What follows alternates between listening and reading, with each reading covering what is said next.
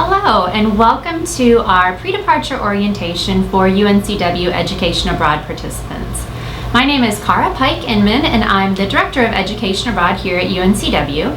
I'm going to start out by congratulating you all for making the decision to embark on a study abroad experience. I was a study abroad participant many years ago myself. It changed my life. It's why I do what I do today. And so I congratulate you for taking advantage of this opportunity, and I look forward to working with you throughout the experience. So to begin with, we want to talk about a few important items that you'll want to consider. Number one, if you don't already have your passport, get one as soon as you can. There's a full passport issuing office in the student union. So run over there, get your passport, and if you don't have one at this point in time, you may want to actually expedite it just to make sure that you get it in plenty of time. If you do already have a passport, dig it out of that drawer or closet or wherever it's hiding and check the expiration date, because you will want to make sure that your passport is valid for at least 6 months past the end of your program. And if it's not going to be valid for that long, you'll want to go ahead and renew it. So number one, we want to make sure you have a valid passport because you need that to leave the country and you need it to get back in. So it's a really important item. Number two is that for some of you, you will need student visas for where you're going to be studying. In most cases, our office or a program provider will provide you with information about how to get those student visas, or maybe a cultural exchange visa or residency permit, something similar. And if that's something that you need, be sure to embark on that experience immediately. Follow the steps. Be very careful with how you follow the steps, because you will need to make sure you follow all those steps completely. But if that is something you're going to need for your program, be sure to start on that as soon as you get those instructions from our office.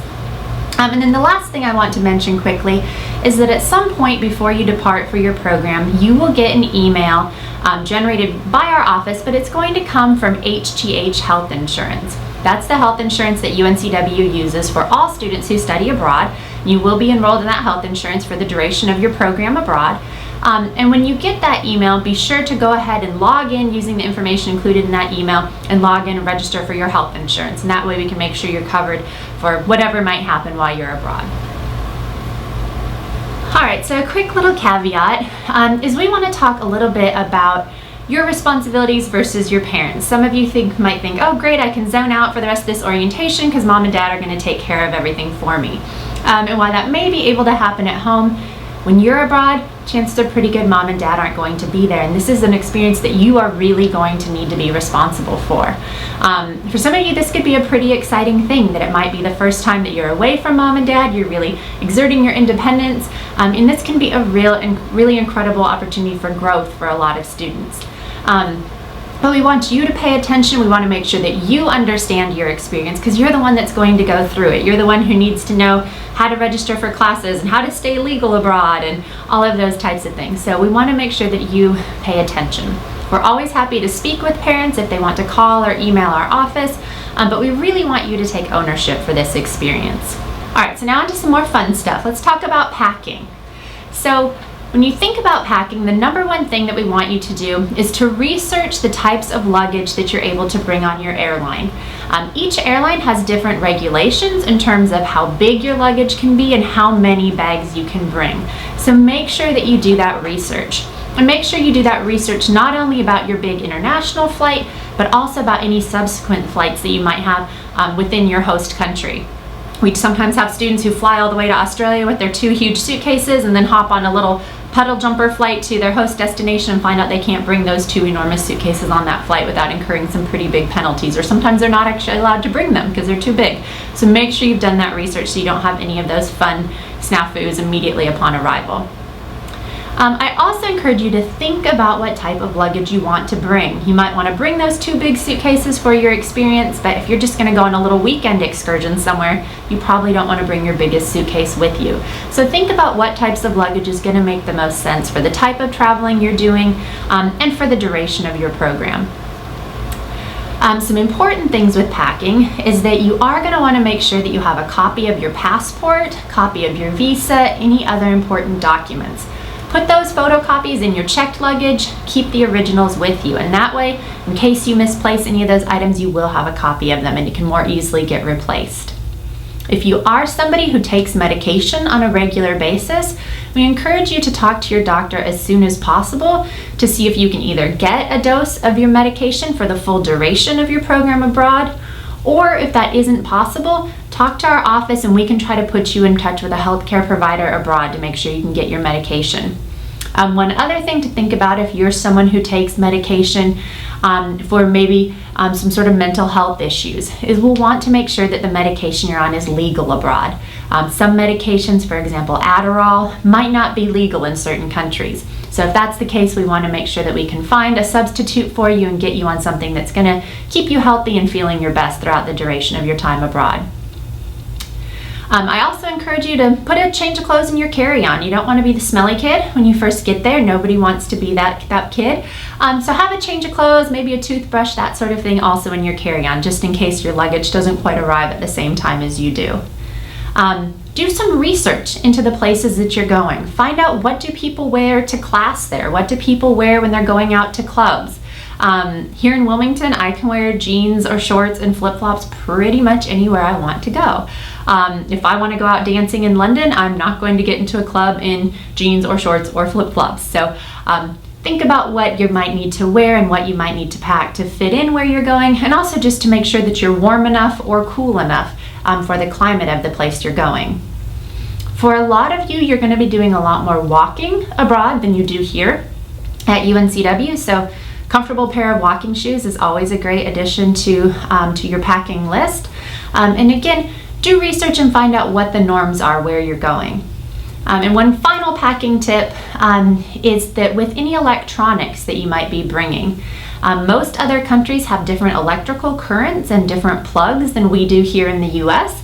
There are kind of some Central American exceptions to that, but if you're going to Europe, you're going to Australia, you're going to Africa, you're going to find very different plugs and different electrical currents than we have here in the US. And so you will want to buy some plug adapters, or in some cases, even some current converters to make sure that your electronics can work okay abroad. And then also just realize that people live all the places that you're going to study. People live there every day. So if you forget something, it's not the end of the world. You can buy another shirt, you can buy a toothbrush. These things exist all over the world. So sometimes students get pretty anxious about packing, and if you forget something, it's really okay. You can probably buy something very similar abroad to substitute it. Many of you have flown quite a bit. For some of you, this may be your first time on a plane or your first overseas trip.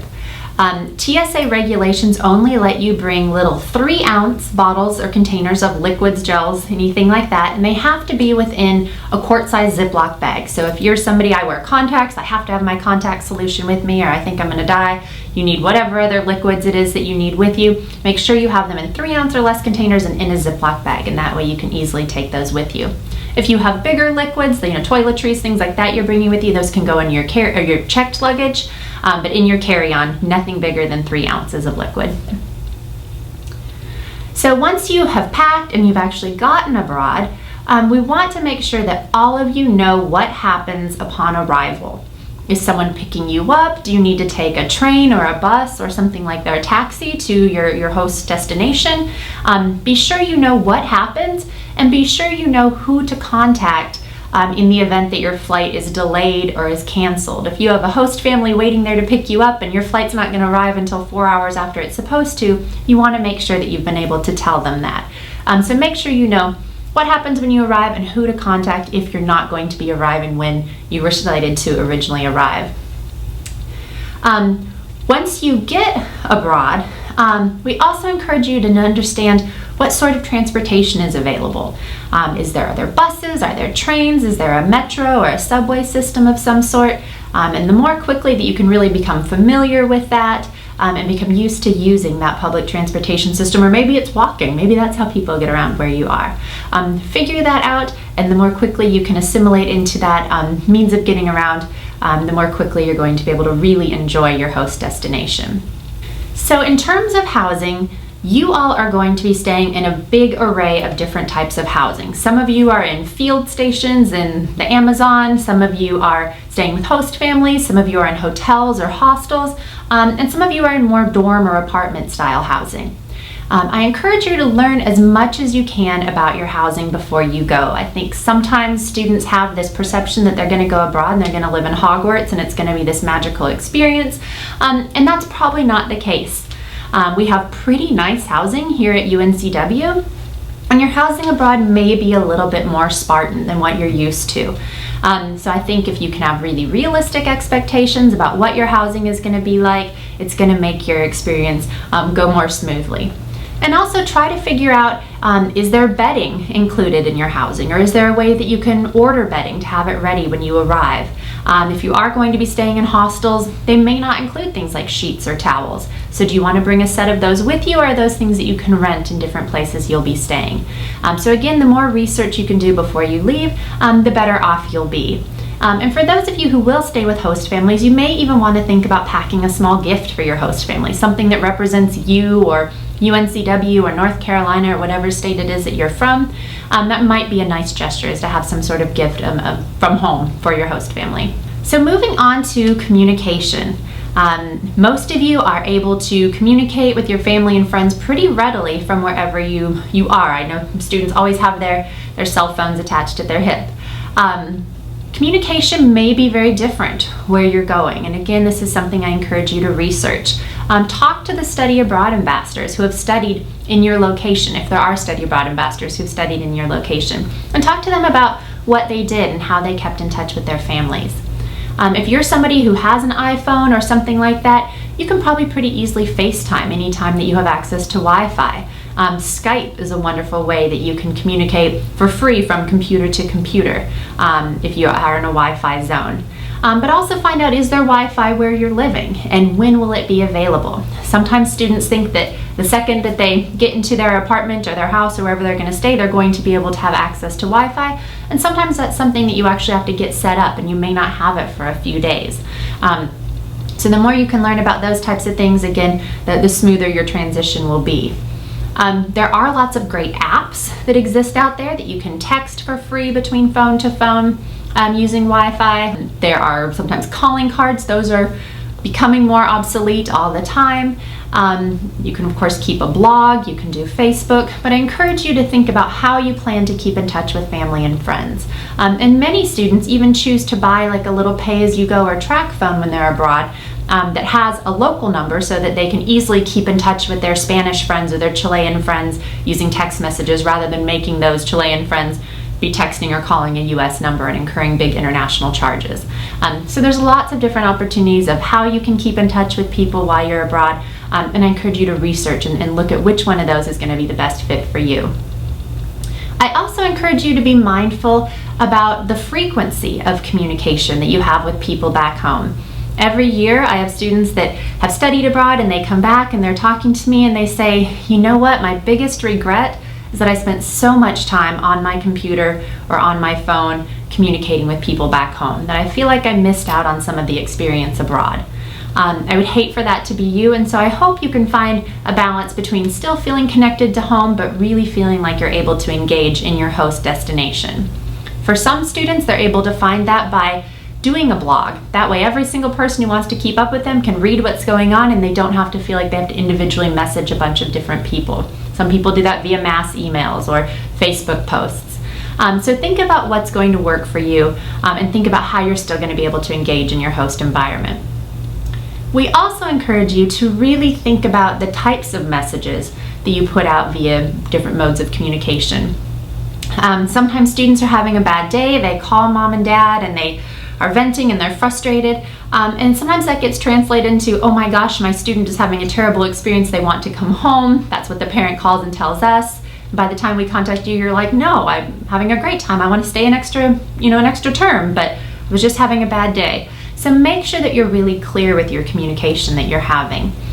Same thing via social media. Sometimes students think that it's fun to put very dramatic posts on social media, oh, I'm homeless on the other side of the world, when really it just means that you got to the place you're visiting for the weekend at noon and your hotel doesn't open until 3. Well, you're not homeless, you just have to hang out for a couple hours. So think about the implications that those sorts of messages may have on people back home, and really try to be mindful of that. Speaking of social media, we do have social media for UNCW Study Abroad, and we would love to hear from you while you're abroad. You can also personally friend your advisor, and we love to keep up with your travels and see all the wonderful adventures that you're having. So talking about money, it's always one of the biggest questions we get is, how can I make this affordable? How can I access money abroad? If you have a debit card or a credit card and it has a Visa logo, a MasterCard logo, Cirrus or Plus symbol, chances are pretty good that's going to work just about anywhere you would want to travel. I've been to about 40 countries, and my debit card has worked in every single one of those that I've been to. So chances are pretty good yours will too.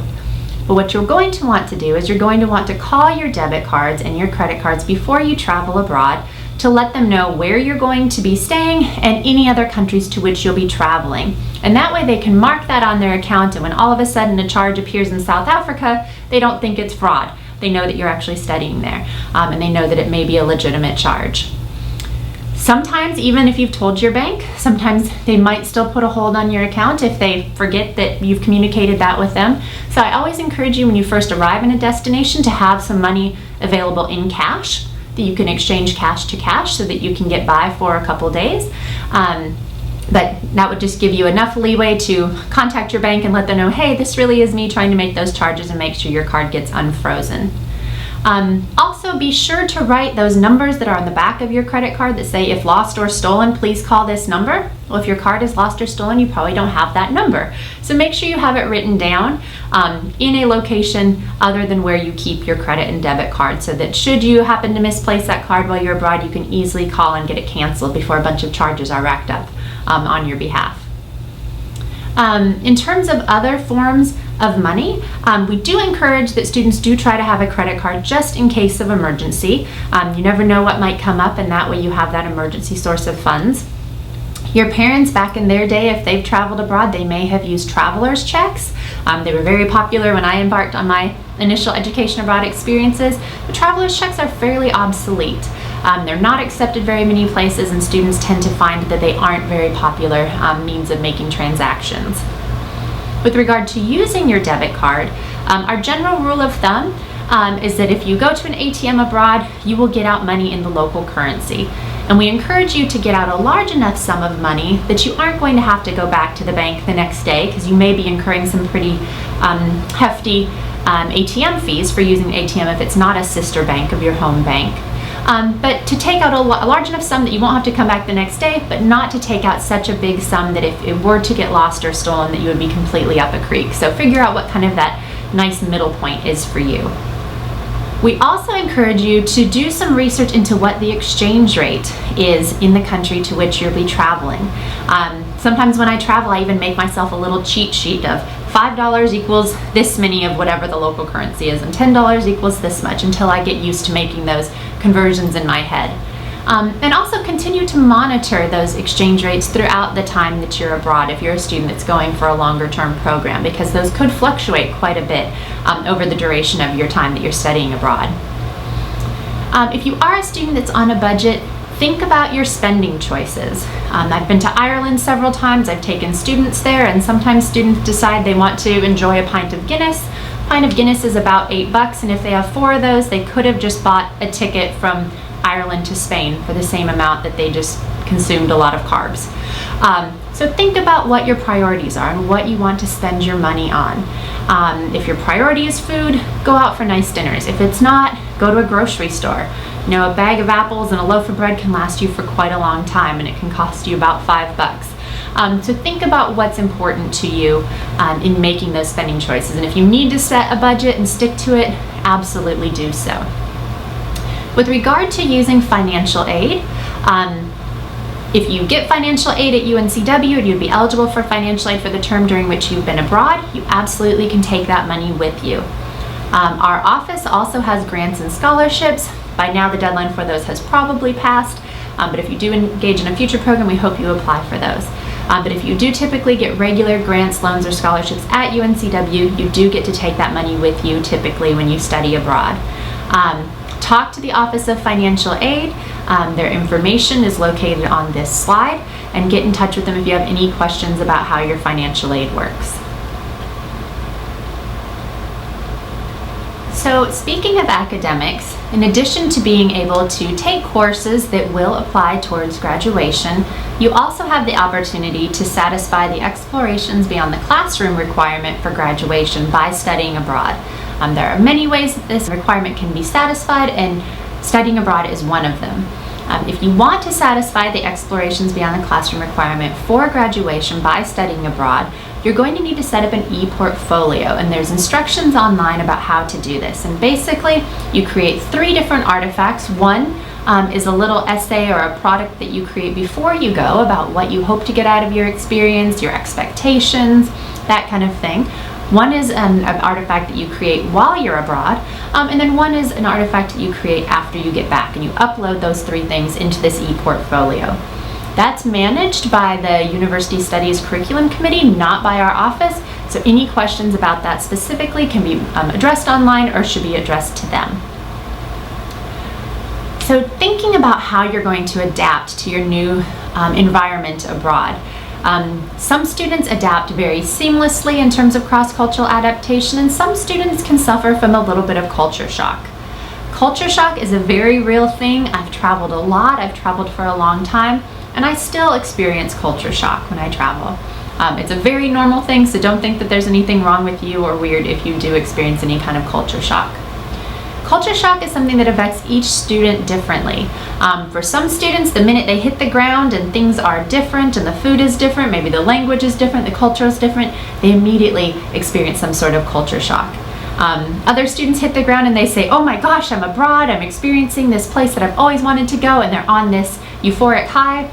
And maybe a week later, when they're still trying to figure out how to communicate with home and struggling to get the right classes that they want, maybe that's when it hits them a little bit more. So it hits each student differently and at different points in time. The most important thing, if you do experience culture shock, is what we want to do is we want to stick ourselves in our room and we want to communicate with people back home. And that's actually the worst thing you can do when you're experiencing culture shock. The best thing that you can do is to get out, to be around people, to be social, and to experience the location that you went abroad to experience. None of you are sitting here watching this video saying, gosh, I'm so excited to go abroad so I can sit in a room and Skype. That's not why you're going abroad. You could do that from home. You're going abroad because there's a place you want to see, or a sporting event you want to experience, or a food you want to try, or something that you want to achieve from this experience. So make a list, if you need to, of those things that you want to experience while you're abroad. And when you're feeling down or you're feeling culture shock, say, what can I crank off my list? And then go achieve that experience. Also, the more that you can learn about the culture that you're going to before you go, I think the easier transition you're going to have. I encourage all of you to do research about where you're going. If you met someone who was studying abroad here in the United States from another country and they didn't know who our president was, or they didn't know that Washington, D.C. was our capital, you would probably think they crawled out from under a rock. So know who is their political leader, what's their currency, who is one of their sports heroes or their musical heroes, or what cultural arts are popular there. What are some big historic events?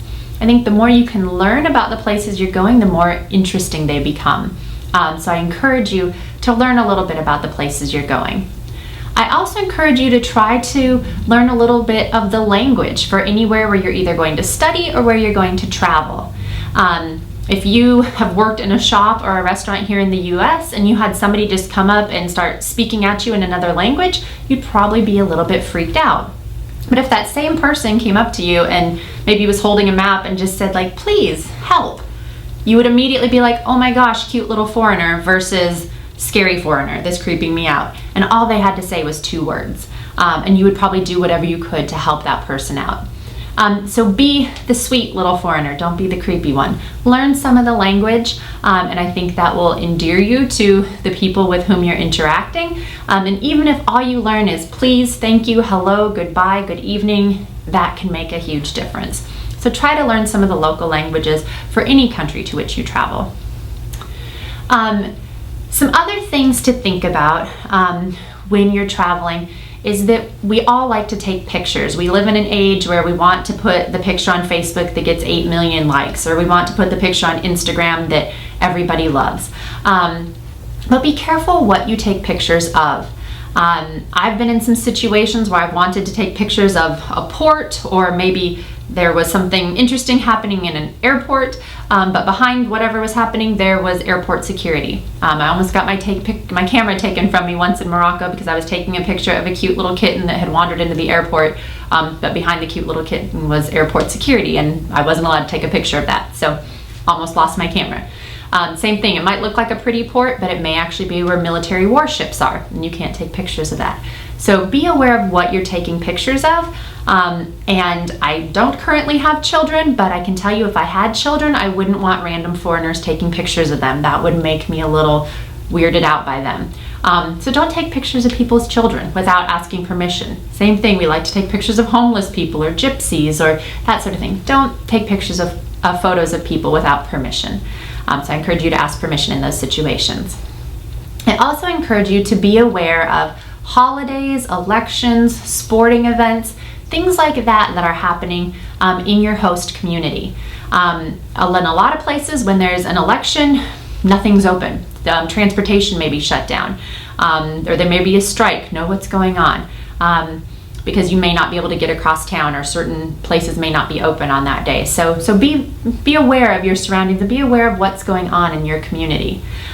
Sporting events are good to know about. I've been on lots of trains after sporting events with many inebriated people, and I may not have known if their team won or lost, but I knew they were very inebriated and I didn't always feel real safe. Certain sporting events can have an even more heightened sense of that. So be aware of when those types of things are going on. Also, do some research into what is appropriate attire to wear wherever you're going. I've been to Rome several times, and every single time there's a disgruntled bunch of tourists standing outside of St. Peter's Basilica at the Vatican because they're either wearing a sleeveless shirt or a skirt that comes above their knees or shorts, and you can't go into the Vatican wearing any of those items. Your shoulders and knees need to be covered. So make sure that you're wearing attire that's going to allow you to see those sites. Same thing, a lot of you will be going to Europe and maybe traveling to places in North Africa or the Middle East, or maybe you're studying in North Africa or the Middle East. And there may be a certain level of modesty that's expected in terms of the attire worn in those areas. So do some research and be sure that you're dressing in culturally appropriate ways. Also, I encourage you to do some research about how the U.S. has been involved in your host country in terms of economic things, historic events, political relationships. People abroad tend to know a lot more about the U.S. than we tend to know about them. So being aware of those types of things may help you avoid some uncomfortable situations or conversations. I also encourage you to be aware of your body language. Thumbs up means up yours in some countries. This okay symbol, I may have just told you you were worthless. I may have been making a sign that indicated money, or I may have just called you a really vulgar slang word. None of those mean okay in certain locations. Showing the bottom of your foot, if you're a male who sits with your legs crossed, or a female sits with your legs crossed, and you may show the bottom of your foot and it may point towards someone. That's a really terrible slander because you're saying that person is about as worthless as the dirty bottom of your foot in some Middle Eastern areas. Some people may stand closer. Eye contact in some Asian countries is actually meaning that you're being aggressive or indignant. It's not a sign of respect or that you're paying attention. So do some research into what body language is common or appropriate, or what certain body language means in the countries that you're going to, and that way you can be sure to make a good impression and not leave with a black eye unintentionally. Also, try to do some research into what the values are in your host country.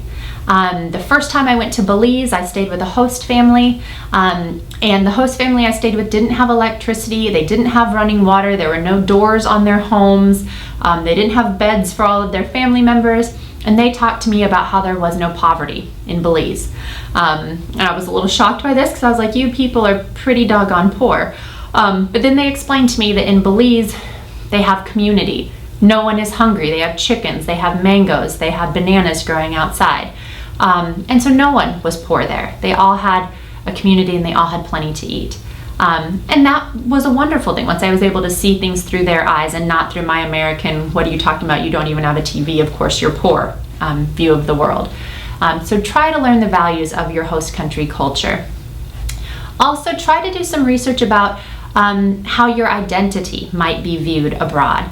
For some of you, it may be the first time you're in a racial minority. For some of you, it may be the first time you're in a racial majority. For some of you who have different parts of your identity related to gender, sexual orientation, religion, think about how those may be perceived abroad. And the more that you can be prepared for how you may be perceived in your host country, I think the more comfortable experience you're going to have. So if you do have any issues with adjusting to your host culture or any challenges that arise while you're abroad, please know that our office staff is on call all the time. Campus Police has a phone tree of all of our office staff, so we can be reached 24 hours a day. And so you have the resources of our office staff and also the resources of the Office of the Dean of Students. When you study abroad, you continue to be a UNCW student, you continue to be enrolled here on campus. So if there's anything that our office or the staff at the Office of the Dean of Students can do to support you, please let us know. On the flip side of that, should you choose to participate in behaviors abroad that are considered a disruption to the program, that violate UNCW's Code of Student Life or the Code of Student Life at the university you might be attending abroad, there could be judicial repercussions back here at UNCW in terms of campus conduct violations. We know that you all are going to go abroad and you're going to be wonderful ambassadors in terms of representing yourselves in UNCW, North Carolina, the US, in terms of the way you represent yourselves abroad. But should you choose to behave in ways that are not a good representation, please know that there could be some repercussions back here on campus. So number one thing that we want you to achieve from your time abroad is we want you to stay healthy and to be safe. So a few things that you can do before you go abroad can help you achieve that. Number one, we encourage all of you just to have a general physical and to see your dentist before you go abroad. Most of you are probably much more comfortable with the US healthcare system than you might be in the location where you're going to be studying or traveling. So if you can get that cavity filled or go see your doctor before you leave, that may be a much more comfortable experience than having to have those things dealt with while you're abroad. For some of you, there may be certain vaccinations that you need to get when you travel abroad. For the destinations where most of our students go, simple measles, mumps, rubella, the types of things you had to have to come to UNCW are all that's required. But if you are studying in certain locations, there may be vaccines that you need to get. And so there are some websites available where you can research what those are. The CDC, the Center for Disease Control website, is a wonderful one. World Health Organization is another one, and you can just look for traveler vaccinations on those websites, and it will let you know exactly what you need for those locations and even some that just may be recommended. In addition to getting those checkups before you go abroad, like I mentioned before, we want to make sure that you have a supply of any medications that you take and that you have them for the duration of your time abroad. If that's something with which our office can assist you, please let us know, and we're happy to assist you with finding either a generic substitute for your current medication, a legal substitute for your medication, or putting you in contact with a healthcare provider abroad through which you can get your medication for the duration of your time abroad. One other thing with regarding to packing any medications is I encourage you to have them in their original container. A Ziploc baggie full of pills looks pretty suspicious, so you don't want to have that when you're going through customs, so make sure that any medications are in their original prescription container. And I encourage you to have those in your carry-on luggage. This may seem silly, but sexually transmitted diseases like HIV are everywhere around the world. This is not only a US problem. We don't want you to bring home any permanent souvenirs in the form of any lovely diseases or pregnancies or babies being left in other countries. So please make good decisions in terms of your sexual health while you're abroad. We encourage you to think about what makes you feel healthy when you're here at UNCW. It may be a certain diet that you participate in. It may be exercising regularly. It may be a certain amount of sleep that you need. It may be a certain amount of sunlight or vitamin D that you like to try to get that make you feel your best. A lot of times we find that students get abroad and they change the way they eat, they change their sleeping habits, all of those things, and they don't feel as healthy. So think about what makes you feel your best when you're here at UNCW and try to engage in those same things while you're abroad. My favorite topic to talk about, traveler's diarrhea, happens to a lot of people. And basically what it is that we have different bacteria in our water here in the US than most countries abroad have in their water. So all it is your stomach reacting to slightly different bacteria. And this is something that happens to international travelers when they come here to the US as well. It's not just something that we as Americans experience when we travel abroad. You may want to pack some Imodium or something similar in your suitcase just in case you do experience this. Realize it's very normal and it typically does pass fairly quickly. So it may be something that you have the joy of experiencing. All right, so I want to talk quickly about mental health. We've already talked some about prescriptions, but I also, for those of you who experience challenges with mental health, or maybe you just tend to be a little bit anxious, I want you to think about your experience and talk through your experience with a counselor, with a family member, with one of our advising staff, because again, the more you can prepare, the smoother experience you're going to have. We want you to think about how you're going to keep in touch with your support network while you're abroad. Maybe to think about how you can create a support network in the location where you're going to be studying. And also think about what are some of the triggers that you may experience regarding your mental health. And how you're going to, again, be able to stay as healthy as possible while you're abroad. And so think of some coping mechanisms that you can employ while you're studying abroad. You may also want to do some research into what type of mental health services are available in your study abroad destination. Counseling services are covered through our HGH health insurance in which you'll be enrolled. But in some countries, mental health is viewed very differently than it is here in the US. You may also want to do some thinking about how mental health is perceived in your host destination. Again, if you have any questions with regard to this, please talk to our office or please talk to one of the staff members in the counseling center. Additionally, and I referred to this briefly earlier, we want you to think about your identity and how your identity may be perceived abroad. There are many aspects of your identity that may be challenged abroad or may be perceived very differently in the location where you're studying. So again, be aware of maybe what the prevailing sentiments are in your host destination about somebody with your aspects of your identity, and consider how you can avoid confrontations related to your identity while you're abroad. Again, if this is something you want to talk through with our office staff, we're always happy to meet with you. So you just watched a short video about alcohol use abroad. Most of you will be legal to consume alcohol in the locations where you are, and we hope that if you choose to partake in alcohol consumption, that you choose to do so responsibly. On a side note, drugs abroad are a whole different issue. In many countries around the world, drugs are punishable by death. Whether you're caught with them, you're caught with paraphernalia, you're caught using them, anything like that, there can be some very severe consequences. If you break the law abroad, whether it's related to drugs or anything else, there's nothing that our office can do, that the Office of the Dean of Students, UNCW, the US, state of North Carolina, there's nothing that we can do to get you out of it. You're going to be under the jurisdiction of the country that you're in. And there could be, like I said, very severe consequences, even death for certain violations. It's not a phone call I want to make to mom and dad. Hey, Jimmy got caught with weed, now he's going to be put before a firing squad. Not going to be a good day. So make good decisions, know the laws in the country in which you're studying, and we hope that none of you will have issues related to this while you're studying abroad. So in terms of just general safety abroad, in your Education Abroad Handbook, which some of you may have received a hard copy of and others may have received electronically, there are lots of tips about how to stay safe while you're abroad. And these may just be small things like pickpocketing, as well as physical safety. Employ just general vigilance. I don't walk by myself at night in Wilmington. I wouldn't do that in wherever your destination abroad is either. Try to stay in groups at night. Try to be aware of your surroundings.